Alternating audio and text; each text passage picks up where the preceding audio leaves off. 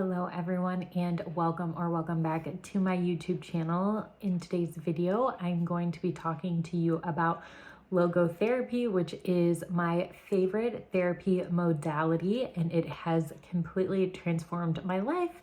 And I have used it with lots and lots of clients, and I think it can help you and your own personal journey as well as your work with clients. So if you are new here, my name is Allyssa Powers and I am a therapist in private practice, and I also have a continuing education company. I would absolutely love it if you would subscribe and stick around. If you are therapy curious or you are already a therapist, you will fit right in around here.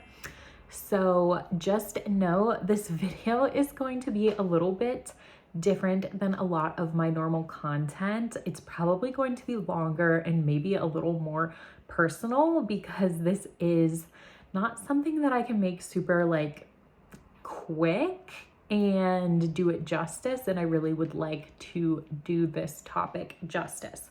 So let's get right into what logotherapy is. Logotherapy falls under the modality of existential therapy, and it is not usually talked about very much in grad school. If you have heard of Viktor Frankl, he is best known for being the author of Man's Search for Meaning, and he is the father of logotherapy. Now, logotherapy means healing through meaning, and Frankl was coming up as a, well-known psychologist, and I believe neuroscientist as well, around the same time as Freud and Adler, and he kind of diverged from them and came up with his own method, and it is a really beautiful existential therapy technique and basically life philosophy that says our primary motivation for living is to find meaning. Now, this hasn't really caught on as much in the West because we typically kind of answer the questions of meaning and purpose through the lens of religion. But this kind of therapy is not a religion within itself. It's very much a life philosophy / there are certain techniques that you can use with clients to help guide them on this path, because as you know, nobody can just hand you your life's purpose on a silver platter. It is something that you have to discover yourself, and you have to basically want to be on the journey of discovering. No one can force you to find your life's purpose, but there are ways that we can really foster it. And I love this therapy because it is so practical, but is also very existential. And something about me is that I was raised very religiously, so the existential part of my brain is extremely well developed, and I really resonate with spirituality and spiritual practices, even though I wouldn't say I am super religious anymore. But this kind of therapy can fit right into someone's life that is religious or is completely agnostic or atheist. It really is just a beautiful practice. All right, let me start by telling you more about Viktor Frankl if you have not already heard about him. So he has written many books, but he is best known for Man's Search for Meaning, which is his book about being in the Holocaust concentration camps. And at the very end, when they are liberated, he talks about his work afterwards as a therapist with clients that were obviously extremely traumatized and suicidal.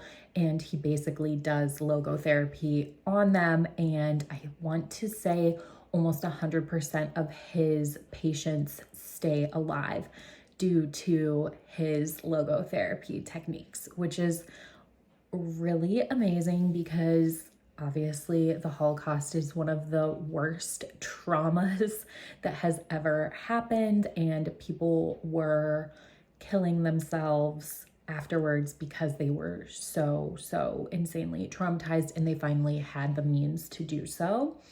So this is near and dear to my heart. I am actually the granddaughter of 2 Holocaust survivors. I am very sensitive to things about the Holocaust, and I was kind of nervous to read Man's Search for Meaning because like I can't watch any movies about the Holocaust, read any books.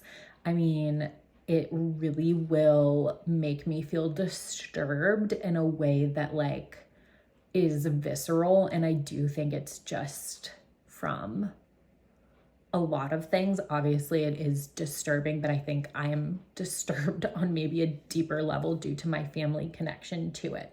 So just know that Man's Search for Meaning is not really the disturbing details. It is kind of more from like a psychological perspective of what Frankl was seeing in these camps. And it is on some level, of course, disturbing, but it is not like the gruesome, gory details that some other things are, just as a little disclaimer.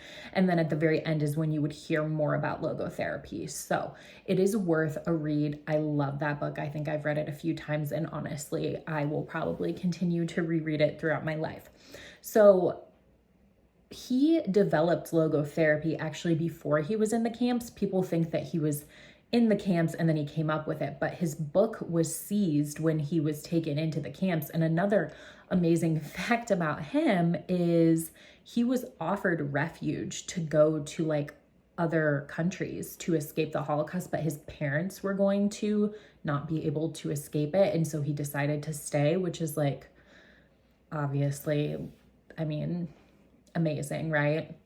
That he would subject himself to that because of his parents. And it just shows a lot of character. He was only, I want to say 37 when he went into the camps, but they seized his book. He got scraps of paper in the camps and he tried to like rewrite some of it, but clearly he wasn't going to like be able to publish it while he was in there.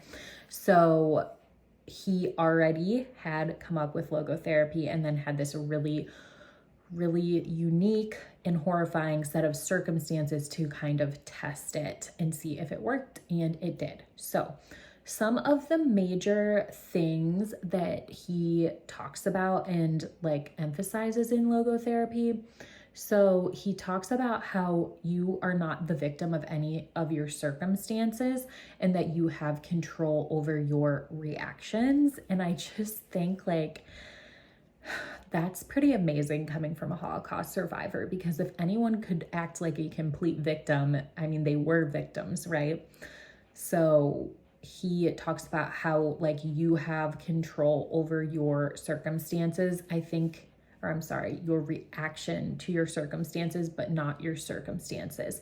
And he talks about how we really find meaning through living in alignment with our values. So let me make this a little more personal and kind of show you how I have used this in my own life, because I think this probably all sounds very like, okay, those are cool concepts. What the heck? How would you even do this with a client? So let me be your pretend client and I'll just talk to you about my own journey.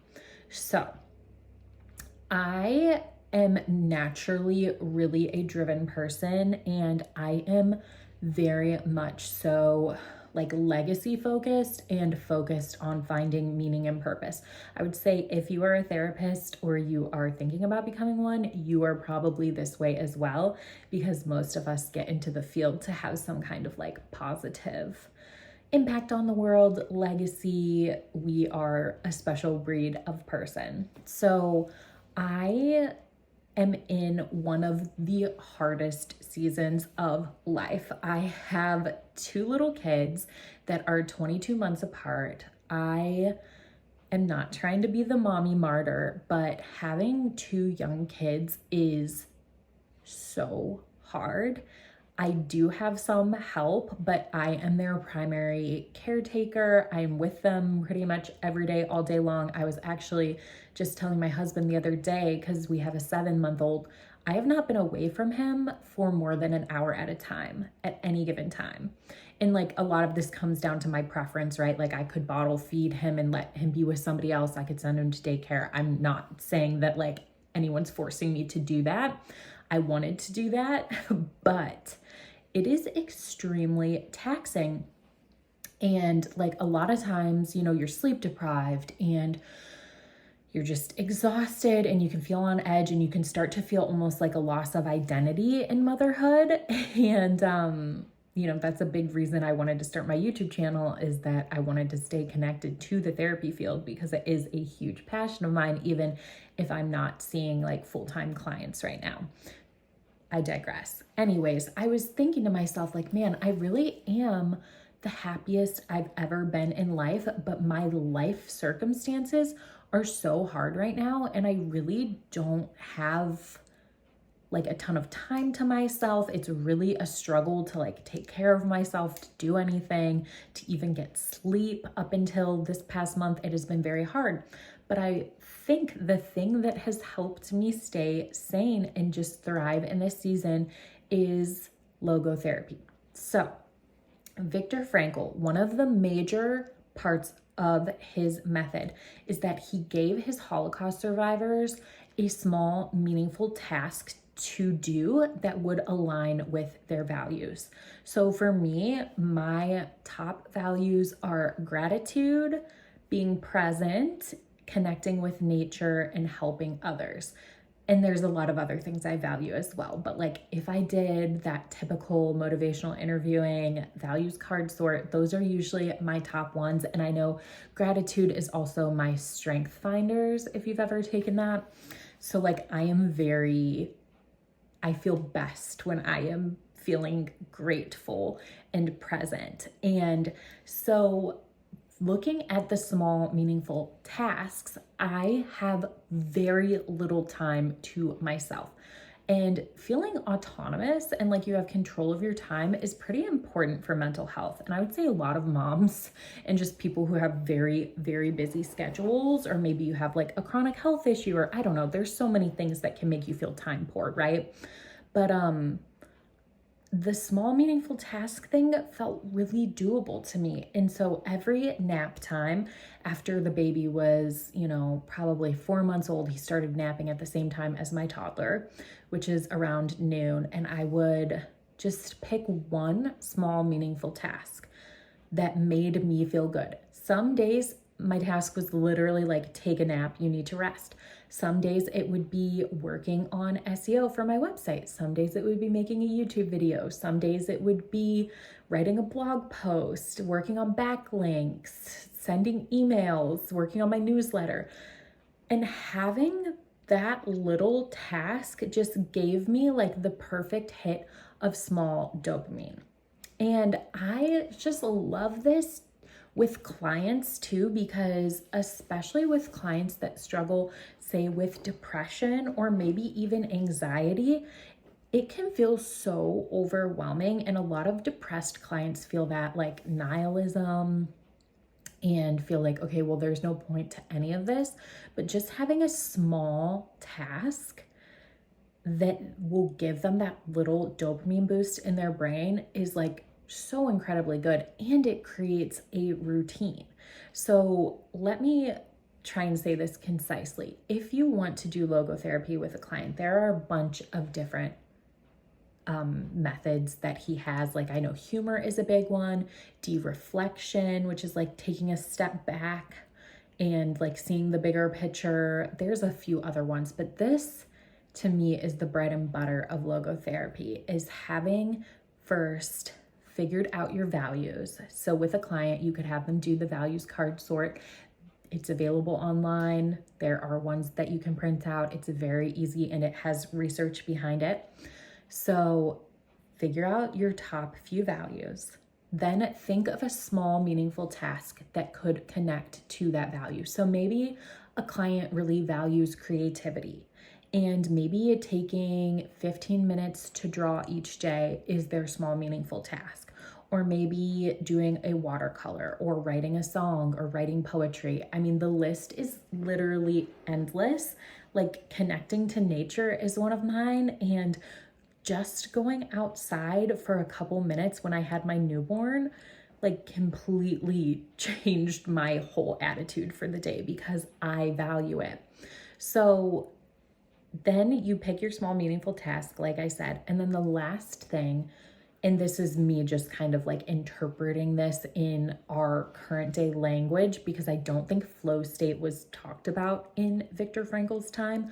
But if you can do that small task for like 15 minutes or a half an hour, a lot of times we end up in flow state and can do that task for much longer and feel great from doing it. So of course you might not always have time, but for instance, if someone is really, really depressed and they start drawing and they feel better and they keep drawing, that is a much better use of their time than doom scrolling or napping or whatever. So this is logotherapy. I really think that it is just such a beautiful thing to work through with clients. I know it worked really well with my religious trauma clients because they were dealing with a huge loss of meaning if they had left their church or, religion or whatever, but they're still existential thinkers, and we all need meaning and purpose. And I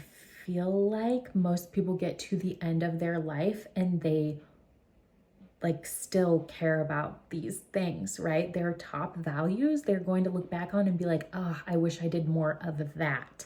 So this is just so applicable. And I could go on and on and on. And I don't know if anyone will watch this video because, like I said, it's different than my normal content. I have strayed away from making anything modality related because I feel like, I don't know, there's already a lot of videos about it. And I just feel like it's kind of psychoeducational and kind of just like a lot of it can feel very boring. And there's so much of it out there too. And really, this is one that I can say works because I've done it on myself. And I feel like the best modalities are the ones that have worked for you and you can really, really implement with clients and the back of your hand. So, you can't force a client to want to do this process, but if they're talking about oh, I have no purpose, or I'm trying to figure out what the point of all of this is, or, they're saying things like that, you don't have to say oh, well, we should do logotherapy. You just start talking about values, and then you talk about meaningful tasks, and then you talk about flow state. It will all happen naturally. Of course, we're not trying to force anything, but this is a little golden nugget that I wish I knew sooner. I feel like no one talks about this. So this is my gift to you. Let me know in the comments if you want to use this with clients, or if you already do. I would be so curious. All right, I will see you next time. Bye.